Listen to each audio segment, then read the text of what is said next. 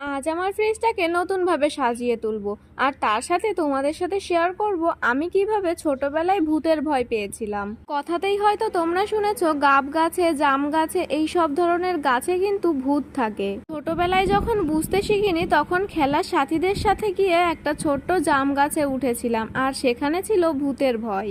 ভূতের ভয় কিভাবে জাম গাছ থেকে আমি পেয়েছিলাম, যদি ডিটেলসে জানতে চাও আমার মেন ব্লগটা অবশ্যই একবার চেক করো।